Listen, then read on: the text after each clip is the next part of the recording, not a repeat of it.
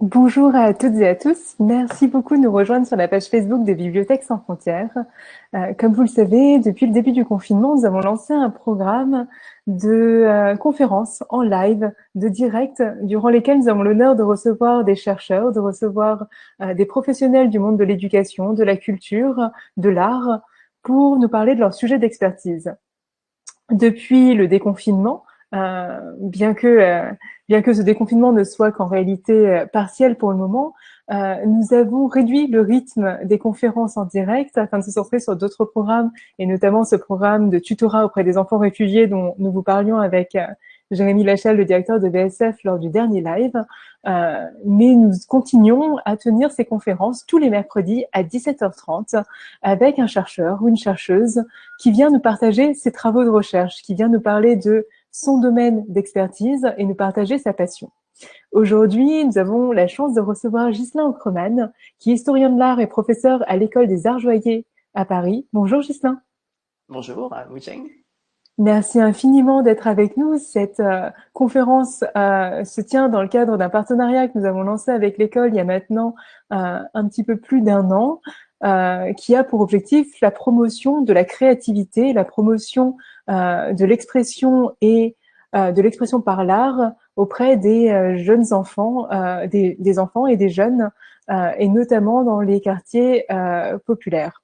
Nous avons fait quelques expérimentations sur le terrain avec des professeurs de l'école et nous lançons depuis le début du confinement des conférences hebdomadaires avec les professeurs de l'école où nous proposons de découvrir un pan de l'histoire de l'art. Aujourd'hui, un sujet passionnant avec Ghislain qui est celui des bijoux de sentiment. Ghislain est un expert de la question et nous a proposé de nous faire naviguer aujourd'hui dans ce domaine aussi poétique que riche en anecdotes historiques. Merci infiniment, Ghislain Aucreman, d'être avec nous. Ghislain qui est historien de l'art et professeur à l'École des Arts Joyers. Merci encore d'être avec nous aujourd'hui. Merci beaucoup. C'est un vrai plaisir d'être ici, de revenir, je dirais. On avait déjà parlé Absolument. ensemble d'un autre sujet, qui était le bijou masculin l'autre fois. Et là, aujourd'hui, on va parler d'amour, on va parler de sentiments, ce qui est un sujet extrêmement universel et fascinant. Absolument. Merci beaucoup de nous avoir soufflé cette belle idée. Euh, Ghislain, pour commencer, est-ce que je peux te demander de nous expliquer ce qu'est le bijou de sentiment?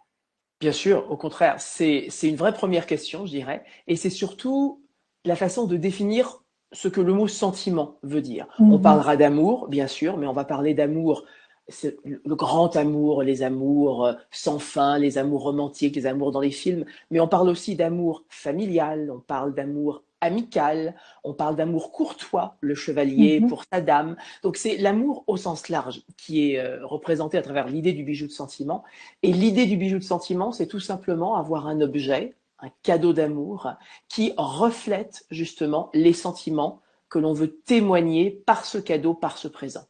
Alors on pourrait se dire, finalement, presque tous les bijoux peuvent être liés au sentiment, parce que beaucoup sont offerts comme cadeaux, bien entendu, mais il y a une catégorie de bijoux extrêmement particulière qui reflète des messages d'amour, qui sont des bijoux parfois qu'on a besoin de décoder, qu'on a besoin de déchiffrer particulièrement, et qui vont être avec une iconographie animale, Mhm. florale, des représentations de personnages, des légendes d'amour, qui vont définir en quelque sorte le langage de l'amour et l'utiliser, qu'on soit sur une bague, donc tout petit, qu'on soit au Mhm. bord d'un collier ou sur une broche, on raconte une histoire en quelque sorte à travers le bijou. Et ces histoires, et c'est ça qui est particulier au bijou de sentiment, ce sont des histoires qui sont personnelles. C'est rarement la grande Ouais. histoire avec un grand H, mais ce sont des histoires qui sont liées à un moment d'amour entre deux êtres qui parfois sont très difficiles pour nous historiens à déchiffrer encore aujourd'hui. Parce que le but Mhm. de ces bijoux de sentiments, c'est d'être un langage codé que les deux amoureux vont pouvoir comprendre. Donc il y a un côté échange, un côté Mhm. dialogue, mais en même temps, l'idée est parfois, lorsque c'est un amour secret, que les autres ne puissent pas forcément reconnaître et ne puissent pas définir qu'il y a un amour caché derrière tout ça. Donc nous, on va essayer de décoder un petit peu tout ça, de déchiffrer certains de ces bijoux amoureux, et on va comprendre que ce bijou de sentiment, eh bien, il a un lexique, je dirais, amoureux extrêmement large, et que finalement, on retrouve beaucoup de choses, et que l'amour est quelque chose d'universel. Donc, en tout cas, dans beaucoup de pays, on a un certain nombre de codes qui sont communs. Merci beaucoup, c'est passionnant parce que ces bijoux finalement sont un peu le paroxysme de cette qualité universelle qu'a justement le bijou, la joaillerie, ce côté qui porte des histoires personnelles et qui se rattache à des parcours individuels. Dis-moi, est-ce que le bijou de sentiment, selon toi, est forcément un objet précieux?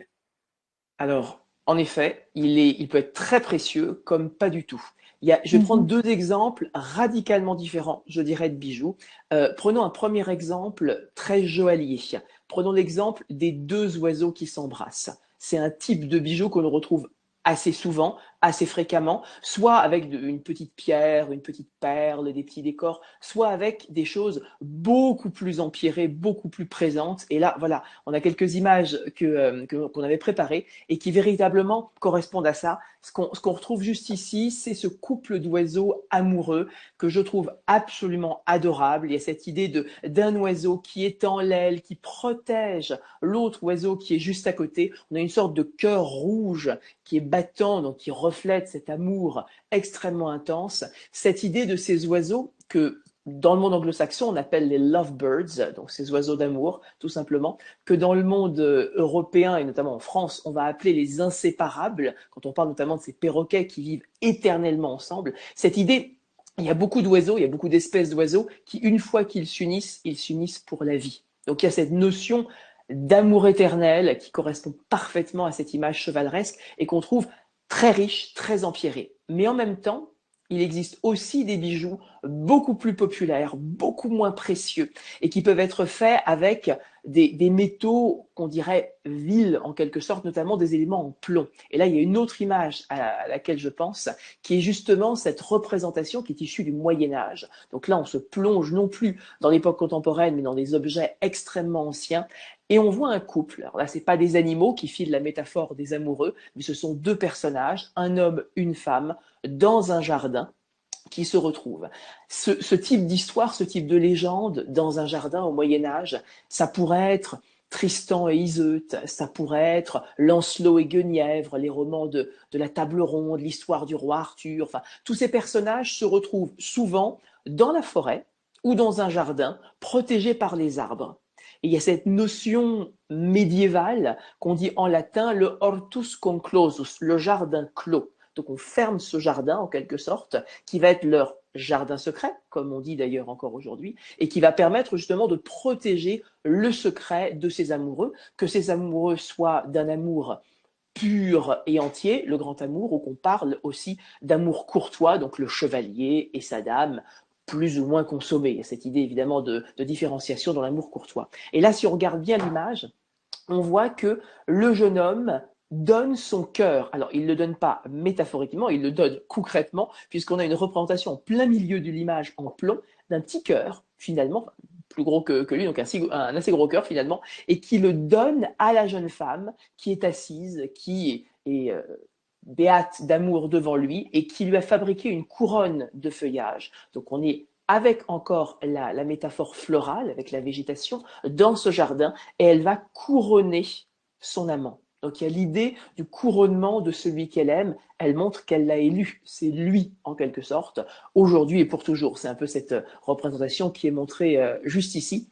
Et cette petite inscription gothique, on voit que les inscriptions sont très très importantes dans le langage de l'amour, juste aussi, qui représente l'idée du mois de mai, hein, qu'on représente en lettres gothiques ici, et qui incarne aussi le printemps. On est au printemps, l'arrivée de la nature, l'arrivée de l'amour, toutes ces choses, ces émotions qui fleurissent en quelque sorte, et qui sont depuis très longtemps quelque chose d'important, parce que c'est humain d'exprimer des émotions, et dès que l'humain a été humain, donc les Homo sapiens sapiens dès la préhistoire, eh ben, on a développé des bijoux. Donc on peut se rendre compte que le bijou est un vecteur de transmission de cette émotion et que ce type de petits objets, faciles à fabriquer, enfin il faut quand même une technicité, hein, mais peu coûteux à fabriquer, je devrais dire, montre que le bijou de sentiment, il est cher au sens il est chéri, donc il est cher au cœur, mais il n'est pas forcément cher au sens monétaire. Et c'est ça qui est intéressant. On parle vraiment de bijoux dont la valeur n'est pas une valeur économique, mais une valeur sentimentale, est une valeur de l'émotion, une valeur du fait d'être ensemble et une valeur de l'idée justement de ces sentiments amoureux que l'on souhaitait éternels ou qu'on souhaitait du moins très durables.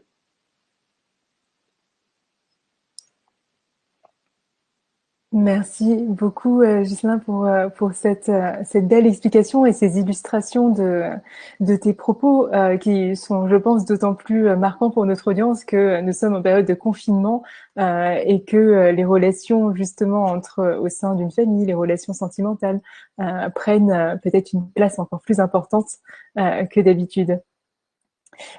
Dis-moi, tu nous parlais de du lien avec l'histoire avec un grand H et l'émergence de ces bijoux de sentiments. À quand, selon toi, peut-on faire remonter ces légendes d'amour, ces légendes de sentiments dont tu nous parles? Ce sont des légendes qui sont très anciennes. On parlait du Moyen Âge tout à l'heure, mais on pourrait même remonter encore au-delà. Je pense qu'on pourrait remonter à la plus haute Antiquité. Alors, notre culture européenne, j'entends, qui développe véritablement le bijou de sentiment, puisque c'est très européano-centré dans une période ancienne, se base sur la culture grecque et romaine, qui c'est une sorte de berceau, je dirais, du monde européen. Et ce berceau Mhm. européen représente véritablement l'idée de développer une mythologie amoureuse, une mythologie avec des légendes, avec des personnages. Et il y a plusieurs personnages qui sont importants. Et parmi ces personnages, il y a la déesse Vénus.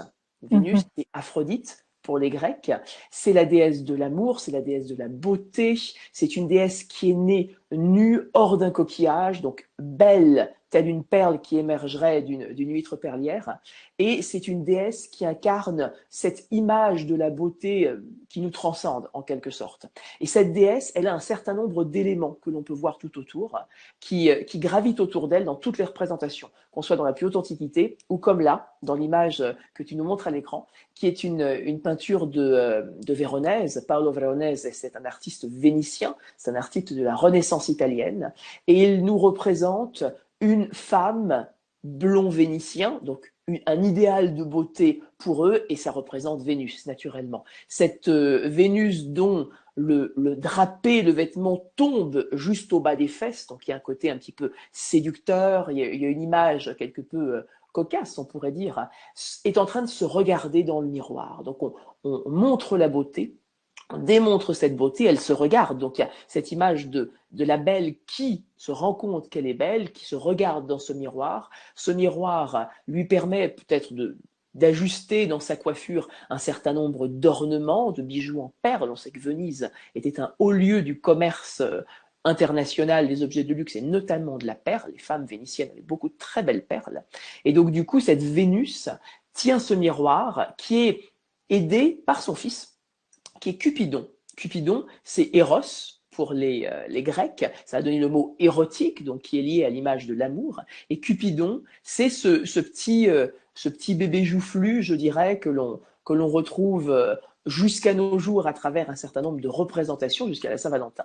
Et cet enfant, il est le dieu de l'amour. Il est celui qui rend les gens amoureux, donc qui prolonge en quelque sorte, c'est le bras armé, si j'ose dire, de sa mère, qui va tirer des flèches, et quand on est percé, le cœur est percé par une flèche de Cupidon, on devient amoureux. On dit aussi qu'il a des flèches de haine, et donc il peut rendre les gens amoureux, ou justement inverser cet amour et lui donner son antithèse totale, qui est la haine. Et c'est une image vraiment de cette déesse Vénus que l'on retrouve avec des colombes qui sont en train de s'embrasser. On retrouve les oiseaux qui se bécotent à ses pieds et qui incarne véritablement toute cette ambiance d'amour, toute cette illustration. Et ce type de représentation de la déesse Vénus, de Cupidon, de toutes ces légendes amoureuses, ce sont des choses qui, depuis la plus haute antiquité gréco-romaine jusqu'à nos jours, sont des choses qui, encore aujourd'hui, sont extrêmement importantes et qui nous parlent, l'idée de Vénus ou l'idée justement de Cupidon.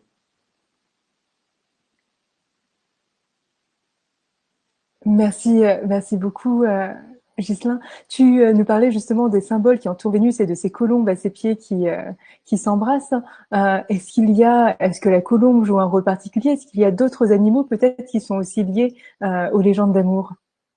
Oui, les papillons notamment. C'est la première qui est importante, qui est liée à Vénus sans être liée à Vénus. Il y a toute une histoire très complexe du papillon, je dirais, le mot papillon en grec se dit psyché, et ça signifie le mot âme, et en même temps, c'est le nom d'une jeune femme dans une légende qui aurait été si belle que les mortels du monde grec l'auraient confondue avec Vénus, donc auraient attiré sa jalousie. C'est une longue histoire, mais qui du coup rend le lien entre l'amour et le papillon assez connecté.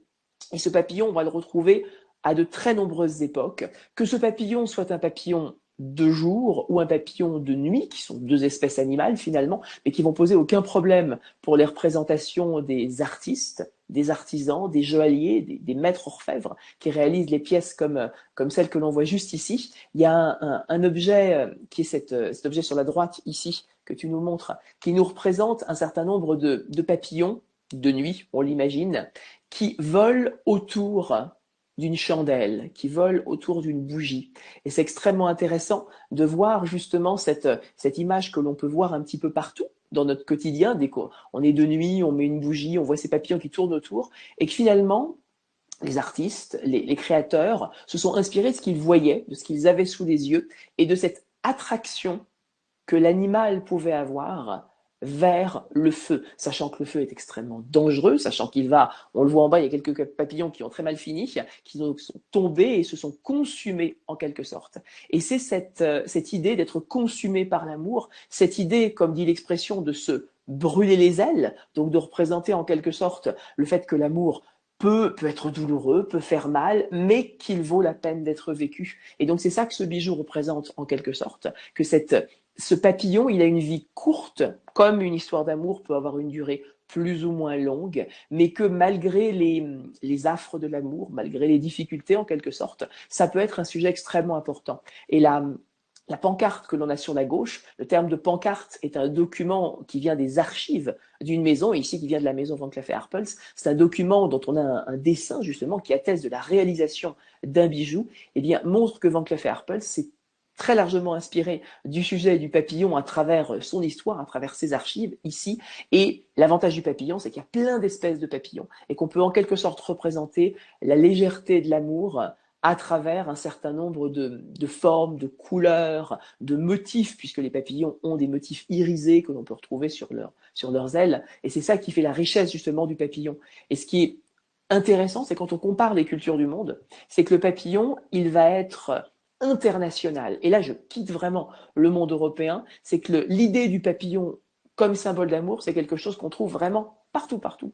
Et pour prendre par exemple des légendes d'Extrême-Orient, je sais que dans le monde asiatique, en Chine, au Japon notamment, on retrouve souvent des légendes représentant deux papillons qui sont ensemble, qui représenteraient un couple qui s'est retrouvé dans la mort. On sait qu'il y a une légende d'un homme qui allait toujours voir au Japon sa femme alors qu'elle était décédée, donc il se rendait à sa tombe, et un jour il a été incapable physiquement, trop fatigué, trop âgé, de pouvoir se rendre jusqu'à elle, et en fait il y a un papillon qui est arrivé dans la chambre, et c'était l'âme de sa femme, cette âme représentée par le papillon, ce qu'on retrouvait déjà dans les mythologies grecques, on la retrouve aussi dans cette légende japonaise, qui vient rendre visite à son époux jusqu'à sa mort, et la légende raconte qu'après ils seront deux papillons qui se retrouvent pour toujours ensemble, donc deux papillons ensemble, c'est un beau symbole d'amour.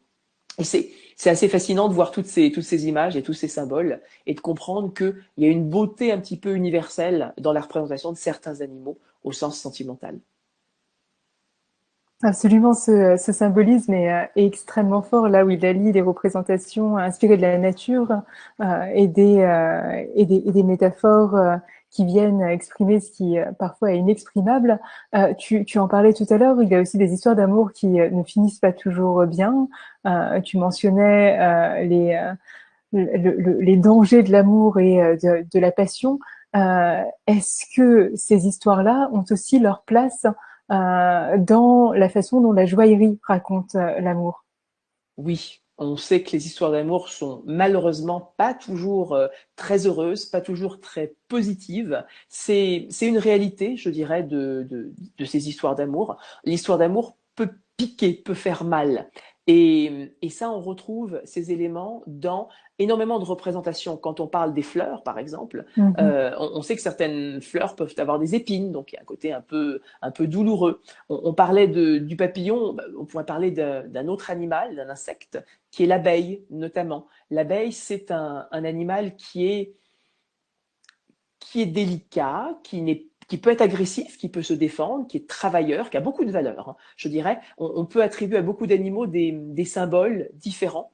Et cette abeille, elle fabrique du miel. D'ailleurs, en anglais, quand on parle de quelqu'un qui est son amour, on dit honey. Donc, mon miel, en quelque sorte. Il y a cette idée de douceur, de délicatesse que l'on retrouve et qui montre dans ce petit pendentif qui, j'ai simplement trouvé sur Internet, et qui montre une petite abeille. Et là, elle n'est pas du tout dans sa dimension travailleuse, elle n'est pas non plus dans sa dimension agressive. Il y a marqué My Honey juste en dessous. Donc, cette idée justement de ce côté amoureux, de ce côté délicat, on l'offre à celui ou celle qu'on va chérir, en quelque sorte. Et c'est ce que la maison Chaumet a repris avec la bague de droite, avec toute une collection qu'ils ont appelée Be My Love. Donc l'abeille, c'est Be, B2E, avec un jeu de mots avec cette idée Sois mon amoureux, et qui faisait partie de toute une sélection autour du thème Attrape-moi si tu m'aimes. Donc cette idée de courir après celui ou celle qu'on aime, malgré les dangers de l'amour. Et ces dangers, c'est ça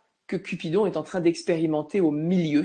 Parce que cette image du milieu, c'est une image extrêmement rare que je suis très content de montrer. C'est une création de Hans Holbein. Holbein, c'est un peintre de la Renaissance. Il est né en terre germanique. Il a voyagé jusqu'en Angleterre. Il a travaillé à la cour du roi Henri VIII, Tudor. Henri VIII, c'est ce roi qu'on a malheureusement peut-être trop en mémoire parce qu'il a eu de très nombreuses épouses. Soit il a divorcé, soit il les a décapitées, soit il les a exilées. Donc lui, pour le coup, je suis pas vraiment sûr que le bonheur en amour ait été le cas ici. Et hasard ou pas, en tout cas, il a commandé à Holbein un certain nombre de projets de bijoux. Il faut savoir qu'à la Renaissance, les artistes avaient une formation, quel que soit leur métier final, d'orfèvre, une formation sur les techniques au sens large. Et un peintre de cour pouvait autant réaliser des décors de fête que des bijoux pour son souverain. Et là, c'est vraiment le cas de bijoux qui, on ne sait pas s'ils ont été réalisés, on adorerait imaginer qu'ils aient été réalisés, mais quoi qu'il en soit, qui n'ont jamais été retrouvés. Et ce dessin de bijoux nous représente le petit Cupidon, les yeux bandés. Et ça, c'est important, parce que notre Cupidon est aveugle, l'amour est aveugle, et ça c'est important. Il tire ses flèches parfois dans tous les sens sans se soucier des dégâts qu'il peut causer auprès des personnes qui vont être frappées par la flèche de l'amour. Et là, que nous fait Cupidon? Il s'approche de ruches pleines d'abeilles parce qu'il veut goûter au miel délicieux, donc cette idée d'amour suave, délicat, savoureux en quelque sorte, mais naturellement on peut voir les abeilles sont en train de le piquer, donc probablement qu'il est en train de pleurer, il est en train de courir, il a mal, il souffre, et il va courir dans les jupons de sa mère Vénus pour lui montrer les blessures qu'il a eues, et elle lui dira quelque chose comme, justement, l'amour et la douleur fait partie de l'amour. Et c'est ce message qu'on trouve en latin juste au-dessus, et qui nous représente en quelque sorte qu'il y a, voilà, il n'y a pas d'amour sans douleur, en quelque sorte. Et il y a cette notion de, de souffrance aussi, peut-être au plaisir, qui est évoqué ici, et qui en tout cas est incarné par ce côté dangereux de l'amour. On peut s'y brûler les ailes, qui s'y frotte s'y pique, enfin toutes ces expressions qui véritablement montrent que c'est pas sans danger de tomber amoureux et c'est toujours prendre un risque qui néanmoins en vaut la peine, d'où l'idée du Cupidon, qui a quand même tenté. Merci beaucoup, Ghislain. Dis-moi, en parlant d'amour douloureuse, je crois qu'il nous vient tous à l'esprit l'histoire tragique de Roméo et Juliette. Est-ce qu'il y a des bijoux qui racontent ces amours également? Tout à fait, oui, oui. Ces bijoux, on l'a vu tout à l'heure à travers ces légendes. Au Moyen Âge, on pouvait évoquer Tristan et Iseut, on pouvait évoquer euh, la légende de la table ronde. Mais Roméo et Juliette, ça reste un classique, je dirais. Là, il y a une peinture de Francesco Hayez qui est à la Pinacothèque de Brera, qui est le grand musée de peinture de Milan, ville à laquelle on pense beaucoup, à l'Italie au sens large, mais à Milan notamment. Et un musée que j'apprécie particulièrement. Et c'est ce tableau qui nous évoque Roméo et Juliette, nous évoque tous les couples amoureux en secret. Est-ce que c'est un Robin des Bois et la belle Marianne? On ne sait pas qui est ce couple ici. On sait qu'Hayez a aussi représenté un Roméo et Juliette en peinture.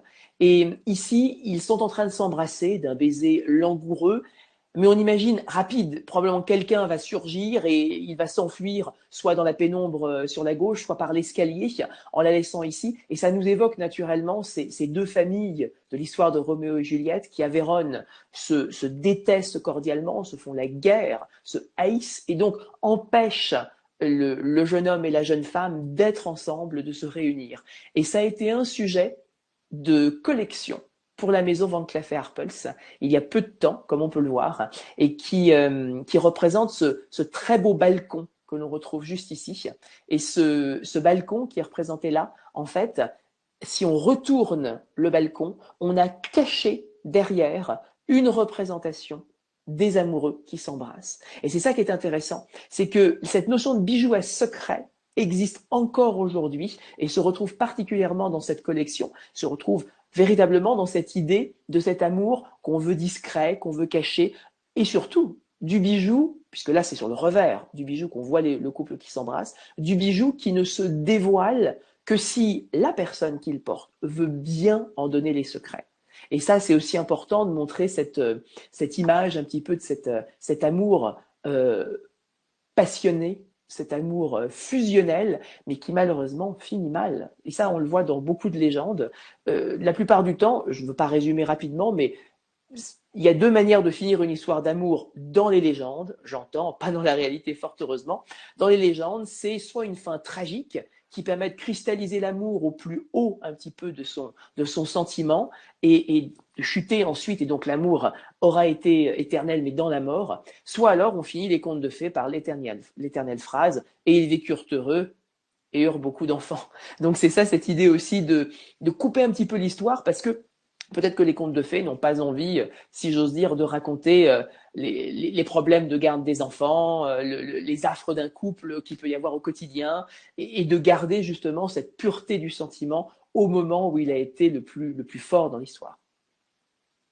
Merci Ghislain pour la description de ces très belles œuvres, de ces bijoux et ces tableaux. Dis-moi, tu l'évoques, tu parles des secrets que les bijoux peuvent comporter, que ce soit au revers ou d'une autre manière d'ailleurs. Est-ce que tu peux nous en dire un petit peu plus sur la façon dont on peut exprimer des secrets à travers les bijoux? Et je vais montrer quelques pièces que tu m'as envoyées qui Bien sûr. illustrent bien ce propos. Oui, on utilise en fait toute une iconographie pour codifier le bijou en quelque sorte. Cette iconographie, on l'a vu, elle peut venir des animaux, elle peut venir des fleurs, elle peut venir des figures humaines, hommes, femmes, dans leur représentation, et elles se lisent de façon parfois assez surprenante. Ici, on peut voir une représentation qui date de l'époque 1900, c'est un très beau bijou de l'époque Art Nouveau, du style Art Nouveau, qui a été réalisé par un dessinateur, on dirait aujourd'hui un designer, puisqu'il touchait à beaucoup de formes de création. Le bijou en faisait partie, il a travaillé sur des vitraux, des projets de tapisserie, des décorations intérieures, et il s'appelle Eugène Grasset. Eugène Grasset, on le connaît parce que c'est lui qui a réalisé la couverture de notre dictionnaire Larousse, qu'on a encore aujourd'hui, le personnage de la semeuse, qui sème à tout vent en soufflant sur une fleur. Et il réalise pour la maison Weber, qui est une très grande maison historique de joaillerie, qui n'existe plus aujourd'hui, mais qui est une maison qui était rue de la Paix, donc comme la place Vendôme, c'est le cœur battant de la joaillerie, et qui crée cet objet pour l'exposition universelle de 1900, qui représente une femme de profil, avec des cheveux un peu comme des tentacules. Donc, est-ce que cette femme est en train de dormir? Est-ce que c'est une sorcière? Est-ce qu'elle est en train de jeter un sort? Est-ce qu'on lui a jeté un sort? On ne sait pas ce qui se passe en tout cas. Mais ce qu'on voit, c'est qu'il y a un texte qui est inscrit à travers les cheveux tentacules et à travers la marguerite qui pousse justement sur cette plaque inscrite. Et on peut y lire un peu, beaucoup, on distingue les mots, passionnément, pas du tout. Et c'est le fameux jeu de la marguerite qu'on faisait peut-être tous, je dirais, quand on était petit ou même plus grand. On prend une fleur, on prend une marguerite et on retire les pétales pour se demander si cette personne nous aime un peu, beaucoup, passionnément, à la folie ou pas du tout. Et il y a ce jeu finalement des fleurs ici, de ces codes floraux que l'on retrouve juste là et qui est très présent. La marguerite est très présente, c'est une des fleurs symboliques qu'on retrouve sur le bijou et qui fait quand on évoque un petit peu ce jeu où on retire les pétales à travers cette citation et on se pose la question, est-ce que cette jeune femme, si jamais on coche pas du tout, en quelque sorte, se transforme en sorcière, s'énerve et donc ses cheveux deviennent tentacules. Donc cette idée un petit peu de bien choisir le message d'amour qu'on va pouvoir dire. En tout cas, on n'a pas la signification précise d'un tel bijou, mais ça nous montre qu'il y a plein de codes à déchiffrer, justement, sur une pièce comme celle-ci. Et justement, Ghislain, en parlant de code, est-ce que tu peux nous en dire un petit peu plus sur le langage des fleurs qui est parfois utilisé comme un code dans ces bijoux de sentiment?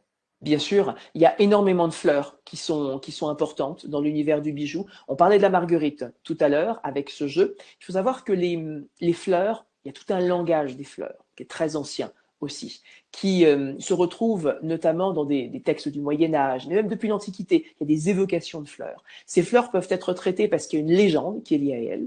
Elles peuvent être traitées parce qu'il y a un jeu, c'est ce qu'on vient de voir avec la marguerite.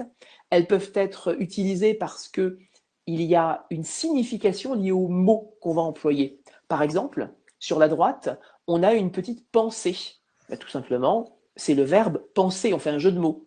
Donc, je pense à toi. Et donc, on met une petite pensée. Au milieu, on a un myosotis. Alors, le myosotis a un très très grand succès dans le monde anglais, parce que le myosotis en anglais se dit forget me not. Donc, ne m'oublie pas. Et il y a cette idée de ne pas être oublié dans cet amour, et donc de fait de cet amour qui durera pour toujours et pour toujours. Ou encore, quelque chose qui par contre est plus lié au monde français, et qui est le lierre que l'on retrouve sur la gauche dans ce bijou réalisé par la Maison Boucheron. Ce lierre de Paris, comme ils l'ont appelé, et cette image qu'on a du lierre qui s'agrippe finalement aux bâtiments, aux maisons, aux demeures, qui peut pas forcément toujours faire du bien aux demeures, mais en tout cas, une fois qu'il est accroché, il y reste. Et ce lierre, dans le monde anglo-saxon, il est dit poison ivy, donc il est empoisonné. Donc il n'est pas du tout symbole d'amour, ce qui nous montre aussi que le langage des fleurs et le langage amoureux peut être très culturel. Quelque chose qui est valable dans un pays peut complètement être différent dans un autre. Et ce lierre, il se fixe, il s'accroche et il y reste. Et la devise que l'on dit en quelque sorte issue du lierre en français, c'est je m'attache ou je meurs.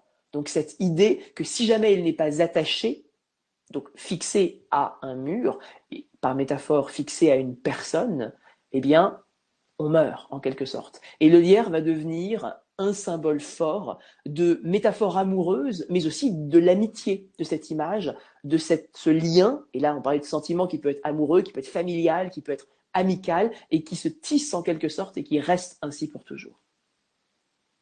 Et avec ce lien, c'est finalement une expression assez dramatique du sentiment amoureux ou amical que tu nous donnes ici. Je reste attachée ou je meurs.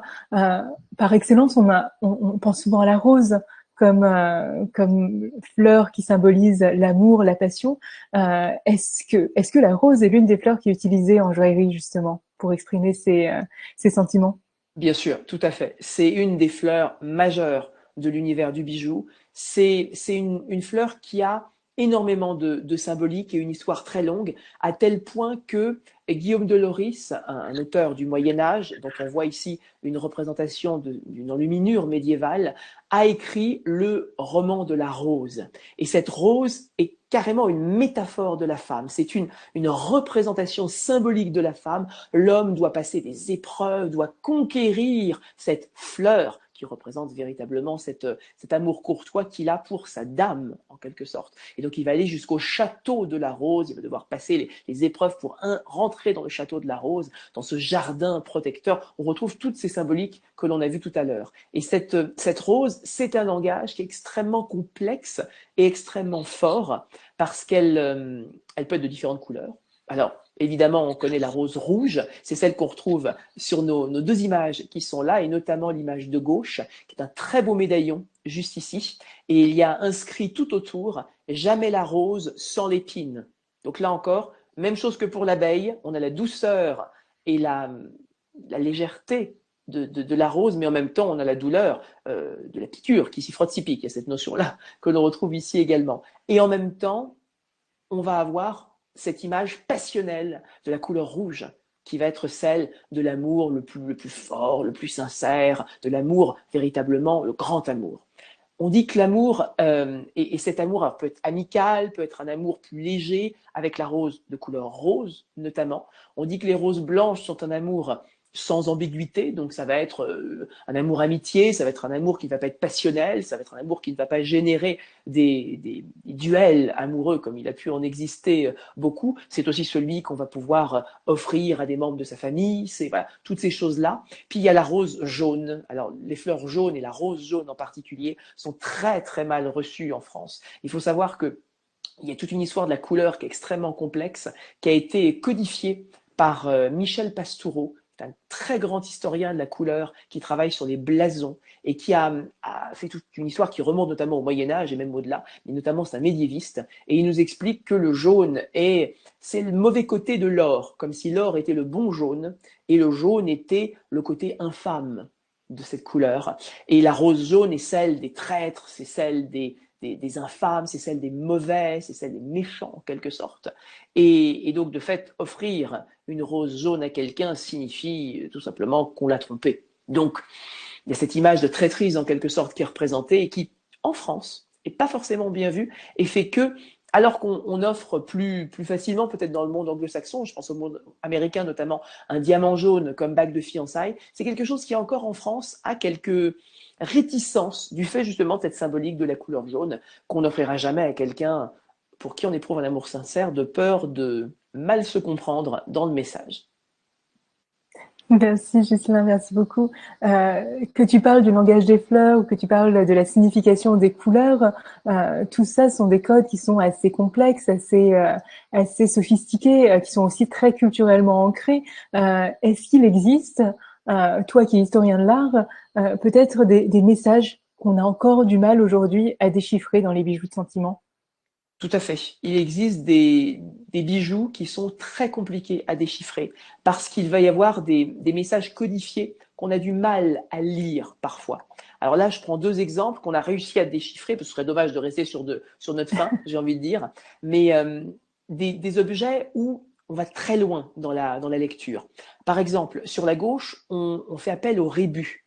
Donc, je laisse à tous ceux qui nous regardent le soin de regarder l'image de gauche. C'est un rébus, donc on lit des mots, mais on a aussi des représentations que l'on va devoir lire comme des mots. Et c'est ça l'idée du rébus, c'est l'image est lue comme un mot, en quelque sorte, pour pouvoir lire chacun des éléments. C'est un document qui est en anglais. Il faut savoir que si le français a souvent été considéré comme la langue de l'amour, et on l'a vu tout à l'heure avec des textes en français, les Anglais, et notamment dès l'époque victorienne, ont été de grands sentimentaux dans le bijou. Ils ont produit énormément. Et donc, il y a beaucoup de bijoux sentimentaux qui sont également en langue anglaise, la belle langue de Shakespeare. Donc, on peut voir May en haut qui est inscrit. En dessous, on voit un œil, donc I, la I, l'œil, mais en même temps c'est I, le je.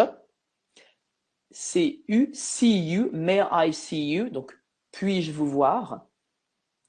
En dessous, il y a une petite maison, home, my, et juste en dessous, c'est deer, donc c'est cet animal justement de la famille des fans, des cerfs, cervidés au sens large. Donc may I see you home, my dear. Donc puis-je vous voir très vite, c'est cette idée à la maison, ma chère, ma tendre en quelque sorte. Et c'est cette idée de décoder un petit peu les éléments qui va être toujours complexe, qu'on retrouve assez facilement. Quand c'est un rébus, on peut assez facilement le lire, en tout cas pour celui-ci, qu'on a plus de difficulté à lire quand on ne sait pas lire l'objet qui est sur la droite, qui est un bijou acrostiche. Les acrostiches, c'est une sorte de jeu où il s'agit de prendre la première lettre de chaque mot pour en composer un autre. Et donc, ici, on a 1, 2, 3, 4, 5, 6 pierres que l'on lit de gauche à droite et qui vont se lire en prenant le nom de la pierre, et donc on prend la première lettre de chaque pierre. Par exemple, la première pierre que l'on voit en haut à gauche, c'est un rubis. Donc la première lettre de rubis, c'est R. Et on continue comme ça avec chacune des pierres qui sont tout autour. Donc, un rubis, ensuite c'est une émeraude, donc un E, ensuite c'est un grenat, un G, puis après on a une améthyste, c'est violet, un A, puis après on retrouve un rubis, un R, et on termine, c'est un colore, c'est un diamant, donc avec un D. Et ça nous donne regard ou regard, qui dans les deux langues fonctionne très bien. Et on retrouve comme ça des messages qui peuvent être en français, en anglais, qui sont des mots d'amour en règle générale qu'on va pouvoir représenter. Et là, c'est encore plus fort, c'est qu'en plus, c'est un cadenas avec une clé que l'on retrouve ici. Et on sait eh bien à Paris, notamment, à quel point les ponts ont été parsemés de cadenas qui sont des symboles d'amour. Enfin, c'est un symbole extrêmement fort d'amour. On ferme le cadenas, on jette la clé et on est prisonnier de cet amour pour toujours. Il y a cette image extrêmement puissante qui montre qu'on peut en plus combiner tous les symboles de l'amour tous ensemble. On peut avoir un rébus, plus une acrostiche, plus un symbole, plus une fleur, et tout ça en même temps devient un vrai langage codifié entre les deux amoureux. Merci beaucoup, Ghislain. C'est extrêmement riche. Tu nous as fait voyager à travers le temps en nous parlant de l'Antiquité, du Moyen Âge, du 19e siècle. Et si on en revient aujourd'hui, le bijou de sentiment, le bijou en tout cas, a toujours une valeur sentimentale très forte. Preuve en est l'effervescence autour des créateurs au moment de fêtes telles que la Saint-Valentin. Quelle place donnerais-tu au bijou aujourd'hui dans les relations sentimentales? Le bijou est toujours, je pense, un objet sentimental. C'est rare qu'un bijou soit choisi par hasard. Je dirais qu'il y a Mhm. toujours un message qui est derrière, un message qui est lié entre deux personnes. Et souvent, c'est un message d'amour. D'ailleurs, beaucoup des bijoux que l'on peut avoir dans notre coffret à bijoux sont des bijoux qui sont liés à une histoire d'amour. Les personnes qui sont mariées vont avoir une alliance, qui est déjà un premier Mhm. objet témoignage d'un amour. La bague de fiançailles, pour les femmes, est Mhm. également un très bel objet qui est un très beau témoignage d'amour. On peut avoir des petits bijoux qui sont offerts au moment d'une naissance, Mhm. toutes ces marques d'épisodes importants quand on fête les 1 an d'une relation, quand on fête un moment important, quand on fête l'arrivée d'un heureux événement. Enfin, tous ces moments peuvent être célébrés par le biais du bijou. Et donc, les joailliers, anciens et contemporains, vont utiliser ce langage amoureux, mais pas forcément en voulant à tout prix surfer, je dirais, sur une vague Mhm. qui existe, mais tout simplement parce que c'est une réalité qui existe depuis très longtemps et que finalement, ça fait parfois partie de leur code naturel, de leur patrimoine, de leur histoire, et qu'il y a des éléments qu'on retrouve ici et là et qui sont des sortes de réactivation de leur propre histoire, de leur propre création, avec des motifs, certaines fleurs, certaines couleurs, certains codes que l'on va finalement retrouver et qui sont des très beaux objets bijoux, en quelque sorte, qui sont donnés. On ne célèbre pas un événement moins heureux avec un bijou. Mhm. C'est rare que pour un deuil, on offre un bijou. C'est sûr que pour un divorce, on n'offre pas un bijou. Après, on peut s'offrir un bijou à soi-même. Ça, c'est quelque chose de Mhm. très 21e siècle, qui n'existait pas du tout auparavant. Mais là encore, c'est, j'ai envie de dire, presque Mhm. narcissique, c'est de l'amour à soi-même. On se fait un cadeau à soi, et pas par hasard. On s'offre pas un bijou comme on s'offrirait Mhm. un nouveau vêtement ou un nouveau sac ou un nouvel objet de décoration chez soi. Non, on s'offre un bijou parce qu'on veut fêter quelque chose et qu'on a envie de le célébrer peut-être entre soi, en quelque sorte. Et donc, du coup, ce bijou va être quand même un gage pas d'amour, mais un gage en tout cas lié à un présent qu'on dira sentimental. Merci énormément, Ghislain. C'était une conférence extrêmement riche où tu nous as démontré encore une fois l'universalité du bijou, ce qui en fait vraiment un objet qu'on retrouve dans toutes les civilisations, dans toutes les cultures, dans tous les pays. C'est notamment l'une des raisons pour lesquelles nous avons voulu explorer ce partenariat avec vous, parce qu'au-delà du bijou en tant que tel, c'est aussi une forme d'expression qu'on retrouve absolument partout dans le monde, qu'on soit en France, qu'on soit en Europe, en Asie, en Afrique, au Moyen-Orient. Et c'est cette part d'humanité-là, finalement, qu'on voulait adresser à travers ce partenariat autour de la créativité. Il y a des questions qui ont été posées par nos auditeurs et nos auditrices. Si tu le veux bien, je vais t'en poser quelques-unes. Volontiers, avec plaisir. Alors, nous avons une question de Sophie qui te demande si tu peux nous parler des bijoux qui montrent des yeux. Les yeux un peu comme une fenêtre vers l'âme de l'autre, et des bijoux qui sont aussi faits avec des dents ou des cheveux, par exemple. Tout à fait. On l'a pas abordé, on va faire un petit choix ici, mais c'est une très bonne question. Le bijou peut isoler une partie du corps. Alors, on l'a vu tout à l'heure avec notre petite broche en plomb Mhm. chéri et non cher, comme on le disait, qui représentait l'image du cœur. Le cœur seul peut être représenté, et on le retrouve encore de nos jours. Et c'est vrai que la représentation de l'œil est quelque chose de très très important. Il y a eu une vogue extrêmement importante à l'époque romantique, Mhm. notamment grâce à la reine Victoria. Et ce type de bijoux, ce qu'on appelait les lover's eye, donc les yeux des amoureux tout simplement, on prenait juste un œil dans un petit médaillon en règle générale, et qui pouvait être parsemé de petites perles autour, de petits diamants, ou Mhm. très simple. Comme on l'a vu, le bijou de sentiment peut être très précieux ou pas du tout. Et donc, cet objet était juste un œil peint, alors à l'émail, ou alors simplement avec de la peinture, hein, sur un fond d'ivoire ou sur un fond de bois. Et cet objet pouvait être, ou de parchemin, et il pouvait être lu uniquement par les amoureux. Parce qu'en fait, juste un œil, c'est très difficile de reconnaître avec un seul œil qui est la personne. Avec deux yeux, on peut essayer d'identifier un petit peu plus, avec un visage entier évidemment, mais avec juste un œil, c'est très compliqué. Et donc du coup, ça permettait à une époque, notamment la seconde moitié du 19e siècle, l'époque victorienne, où le mariage n'était pas forcément Mhm.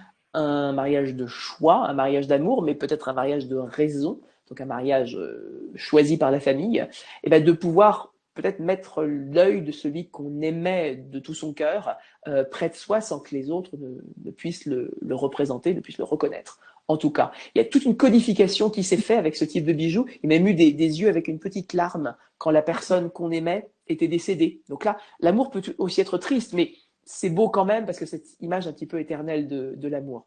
Et après, il y a un degré au-dessus. Ce sont des bijoux qui vont incorporer des parties du Mhm. corps de la personne qu'on aime. Alors évidemment, pas le cœur ou l'œil, hein, ça va de soi, mais c'est là qu'interviennent les cheveux. Il y a eu une Mhm. vraie industrie Ouais. du bijou de cheveux qui a commencé avec simplement avoir dans un médaillon quelques Mhm. cheveux tressés de l'être cher, ou les cheveux des deux amoureux entrelacés, donc mis ensemble. On voit ça dans des petits médaillons avec des cheveux Mhm. blonds et des cheveux bruns notamment qui peuvent être mis ensemble. Puis très vite, ça va devenir des bracelets entièrement en cheveux, des éléments, des boucles d'oreilles avec des pendentifs entièrement en cheveux, et qui vont vraiment être des décors qui nous font même dire que cette industrie allait jusqu'à ne même plus avoir les cheveux de l'être aimé, mais simplement des cheveux, tout simplement. D'accord. Et ça, on sait que ça a existé avec plusieurs éléments du corps. On sait que les cheveux de l'être cher, c'était le plus simple. On sait que alors il y a des dents qui ont été employées. Alors ça, c'est un Mhm. peu morbide. C'est les dents de lait, hein, en règle générale. Donc, une mère qui garde les dents de lait de ses enfants, ça nous semble beaucoup moins choquant, les dans une petite boîte. Enfin, ma mère a fait ça, il n'y a rien de dangereux. Par contre, elle les a pas portés en bijoux, mais je sais qu'au 19e siècle, ça arrivait énormément de pouvoir avoir les dents de lait, justement, de Mhm. ses enfants, qu'on pouvait porter sur soi en quelque sorte. Mais on l'a même fait, et là, ça paraît assez étrange, avec des rognures d'ongles, notamment, de personnes qui nous étaient chères. Là, je fais partie des choses qu'on ne comprend pas toujours, mais qui sont finalement un fragment de l'être cher, d'une façon ou d'une autre. D'accord, merci, merci beaucoup Ghislain pour cette réponse. Euh, En parlant justement de bijoux qui ne sont pas forcément constitués de métaux ou de pierres précieuses, tu nous as montré ce bijou médiéval où on voit les deux amoureux qui s'échangent un cœur, une couronne. Est-ce que tu as d'autres exemples de bijoux de ce type qui sont des bijoux de sentiment, mais qui ne sont pas forcément en matière précieuse? Oui, il en existe. Alors, celui qui me vient à l'esprit, c'est une série de petites bagues qui sont en verre, qu'on appelle assez étonnamment, enfin avec beaucoup d'amusement, la bague d'ail. Mhm. Rien à voir avec la gousse d'ail, hein, bien évidemment. La bague d'ail vient du mot ail quand on se fait mal, hein, tout simplement. Et ce sont des objets qu'on trouvait dans le bijou folklorique, donc dans le bijou populaire. Il y a un certain nombre d'exemples qui existent aujourd'hui, que j'ai vu au musée, il s'appelle le MUCEM, Mhm. M-U-C-E-M, le musée des civilisations de l'Europe et de la Méditerranée, qui est à Marseille, qui Mhm. a récupéré un grand nombre de pièces du fond du musée des arts et traditions populaires qui était à Paris auparavant. Donc les collections ont été déplacées pour celles d'art populaire justement là-bas, à Marseille. Et il y a notamment ces petites bagues qui sont en verre que un jeune d'un village, on est dans le monde des campagnes essentiellement, 19e siècle beaucoup, rarement des pièces plus anciennes sont conservées, et le jeune Mhm. homme donnait une bague de verre, souvent en forme soit d'alliance ou de bague de fiançailles, un petit objet très délicat, fin, encore pas précieux, hein. Et ce petit objet en verre était donné à la jeune fille dont on imagine, sur le moment, il était éperdument amoureux, et c'était une sorte de d'épousaille Mhm. de jeunesse, en quelque sorte. Donc, il n'y avait aucun contrat, aucune garantie, aucune obligation. C'était simplement une façon de témoigner son amour en offrant, bien sûr, un petit bijou. Et comme la bague est quelque chose d'extrêmement important, puisqu'on la porte justement pour matérialiser le contrat de mariage, hein, il y a aussi cette notion de Mhm. contractuelle, aussi d'union qui est représentée, eh bien, une petite bague en verre est extrêmement importante. Et donc, les jeunes filles gardaient cette bague jusqu'à ce que la bague casse. D'accord. C'était du verre, donc elle le gardait peut-être une année, 2 années, elle la mettait de temps en temps. Et un jour, crac, la bague cassait. Et donc, en règle générale, comme c'était du verre, ça piquait. Elle disait aïe, d'où le nom de bague d'aïe, justement. Et cette bague, en 1000 morceaux, était gardée et la jeune femme devait retrouver le jeune homme et lui poser la question, bon, et maintenant, est-ce qu'on passe à la vraie bague ou pas, en quelque sorte. Donc il y a cette idée un petit peu d'un amour de jeunesse qui pouvait Mhm. être suivi justement de fiançailles, d'un mariage, d'une vie après, ou simplement ne rester qu'un amour de jeunesse. Une très belle tradition et de très belles histoires. Pour celles et ceux qui nous suivent, vous retrouverez les liens vers notamment les musées virtuels qu'on peut visiter et voir certaines de ces pièces dans les commentaires du live. Euh, Inesita Gaekel, qu'on a eu la chance de recevoir aussi durant l'une de ses conférences, se charge avec brio de partager ces références. Peut-être, Ghislain, pour celles et ceux qui aimeraient admirer d'autres pièces, d'autres bijoux de sentiment. Peux-tu nous donner quelques exemples de musées où on peut voir ces pièces-là dans des collections? Bien sûr. Alors, les deux musées que je dirais, je répète toujours, mais je prends plaisir à répéter, c'est les deux musées qui possèdent une galerie des bijoux au sein de leur Mhm. collection, ce qui est unique et Oui. qui, on l'a vu à quel point les bijoux sont liés au sentiment, donc forcément ont des bijoux de sentiment. Et il y a plusieurs exemples que dans la présentation que tu as montré justement étaient présents. C'est la galerie des bijoux du Musée des Arts Décoratifs Mhm. à Paris, qui est censé être rue de Rivoli, et qui véritablement présente un certain nombre de bijoux qui sont liés à ces histoires d'amour. Et il y a notamment certains bijoux en cheveux qui sont particulièrement exceptionnels. Il y a certains bijoux avec des codes sentimentaux, avec certaines fleurs qu'on a pu voir, avec la marguerite tout à l'heure, qui sont justement dans cette collection. L'autre collection, qui est une autre sublime galerie des bijoux, est le Victorian Albert Museum, Mhm. le musée donc créé par le prince Albert et la reine Victoria, qui est à Londres. On a vu à quel point l'époque victorienne était véritablement liée à l'histoire d'amour. Et le mariage du prince Albert et de la reine Victoria est un mariage certes politique, mais c'est aussi un mariage Mhm. d'amour. Donc il y a bien sûr des objets amoureux. Le petit cœur avec sa serrure et Oui. son rébus en fait partie de ces collections. Il y a de très très beaux objets aussi dans le monde sentimental. Après, moi, il y a un musée que j'aime beaucoup, qui est particulièrement superbe à voir au printemps. C'est à Paris, le musée de la vie romantique. Mhm. Et il y a, c'est un petit musée par sa taille, mais qui est superbe. Et en cette période de déconfinement, on sait que les petits musées vont réouvrir d'abord avant les Mhm. autres. Donc celui-ci, je l'espère, en fera partie. Mais les musées de la ville de Paris, ils font partie de ceux qui vont petit à Oui. petit réouvrir. Et c'est une très belle collection sur l'époque romantique, donc les années 1820 à 1840-50. Et il y a notamment une collection de l'écrivain George Sand, avec des Mhm. pièces qui sont des bijoux sentimentaux hérités de sa famille, qui remontent parfois au XVIIIe siècle, et de bijoux elle-même qu'elle a eu. Il y a des bijoux en cheveux, il y a des bijoux avec des petits messages, il y a toutes ces choses-là qu'on retrouve dans la première salle à gauche quand on entre dans ce musée maison, qui est absolument adorable, qui a un très joli jardin, et qui pour le coup est vraiment un lieu romantique dans tous les sens du terme. Merci beaucoup pour ces très beaux conseils culturels, Ghislain.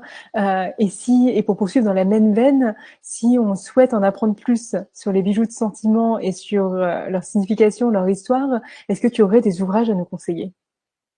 Tout à fait. Il y a eu, alors, soit des ouvrages qui parlent exclusivement du bijou de sentiment. Mhm. Je pense il y a un livre qui s'appelle Le bijou de sentiment, qui était sous-titré Le Grand Frisson, qui est un ouvrage D'accord. écrit par une très grande historienne du bijou de Londres, que j'apprécie particulièrement et que j'ai la chance d'avoir rencontré plusieurs fois, qui s'appelle Diana Scarisbrick, et qui a écrit pour la maison Chaumet ce catalogue d'exposition autour du Grand Frisson de bijoux de sentiment.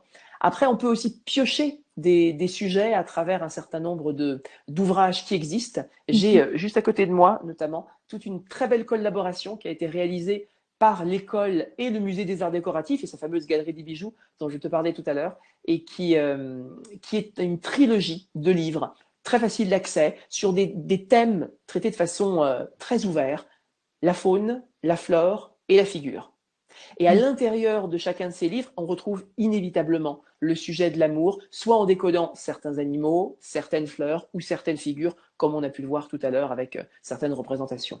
Après, naturellement, et là je sais que Inesita va relayer les éléments, notamment en anglais, et je t'en remercie Inesita, il y a beaucoup d'ouvrages en anglais qui ont été réalisés sur le sujet, parce qu'on l'a vu tout à l'heure, les Anglais ont été très sentimentaux dans leur création de bijoux depuis Mhm. l'époque victorienne. Et donc, de fait, il y a eu une vraie littérature sur le bijou de sentiment qui a été réalisée. Et je pense à deux ouvrages, un de Geoffrey Moon, qui a créé The Triumph of Love, donc le triomphe de l'amour, qui part de la Renaissance du XVIe siècle et qui remonte jusqu'au milieu du XXe siècle, et qui véritablement fait un panel d'histoires. Et il y en a un autre qui s'appelle Romance, Jewels and Eternity, donc la romance, les bijoux et l'éternité, qui a été écrit par Beatrice Shadow Sampson et qui est une grande experte également et qui traite d'un point de vue aussi histoire des arts et contextuel de toute cette histoire du bijou avec cette symbolique amoureuse